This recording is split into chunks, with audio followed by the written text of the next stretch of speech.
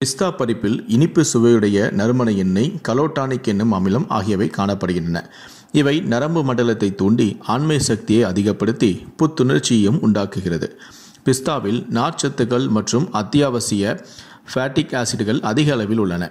ஆண்மை குறைபாட்டை போக்கவும், பால் உணர்ச்சி, விருப்பம் மற்றும் ஒட்டுமொத்த பாலியல் திருப்தி போன்றவற்றை மேம்படுத்தவும் பிஸ்தா பெருமளவில் உதவுகிறது. ஆண்மை குறைபாட்டை போக்க பிஸ்தா ஒரு வரப்பிரசாதம்.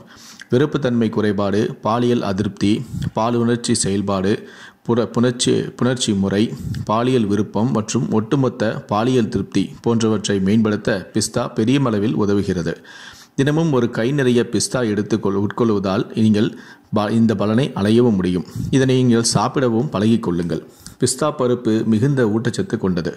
உதாரணமாக, சுமார் 28 கிராம் பருப்பில் உடலுக்கு தேவையான நார்ச்சத்து, புரதம், பொட்டாசியம், நுத்துநாகம், பாஸ்பரஸ், விட்டமின் B6 மற்றும் மெக்னீஸ் ஆகியவையும் உள்ளன. மற்ற எல்லா பருப்பு வகைகளை காட்டிலும் பிஸ்தா பருப்பில் மிக அதிகமாக ஆன்டி ஆக்சிடென்ட்களும் உள்ளன. பிஸ்தா பருப்பில் அதிக அளவில் விட்டமின் B6 உள்ளது. இது இரத்தத்தில் வெள்ளை அணுக்களின் உற்பத்திக்கு மிகவும் அவசியமானது. அதோடு மட்டுமல்லாது செல்களில் ஆக்சிஜன்களை கொடுக்கிறது. இவை எல்லாமே மனிதர்களின் ஆரோக்கியத்திற்கு பல வழிகளில் நன்மை தரும். அதனால்தான் நீ என்ன பெரிய பிஸ்தாவா என்று கேட்கிறார்கள் போல. குழந்தை பெற்ற பெண்கள் பிஸ்தா பருப்பை பாலுடன் வேக வைத்தோ அல்லது நெய்யில் பொரித்தோ சாப்பிட தாய்ப்பால் நன்கு சுரக்கும். ஆண், பெண் இருபாலருமே பிஸ்தா பருப்பை சூடான பாலில் ஊற வைத்து தினமும் மாலையில் சாப்பிட்டால் ஞாபக சக்தியும் அதிகரிக்கும். பிஸ்தா பருப்பு விட்டமின் A மற்றும் E போன்ற சத்துகளும் உள்ளதால் இரத்த நாளங்களை பாதுகாக்கும். மேலும் இதய நோய் ஆபத்தையும் குறைக்கும் சக்தி கொண்டது. உங்கள் உள்ளங்கை கொள்ளும் அளவுக்கு தினமும் பிஸ்தா பருப்பை சாப்பிட்டால் நொறுக்கு தீனி சாப்பிடும் ஆவல் குறைய ஆரம்பிக்கும்.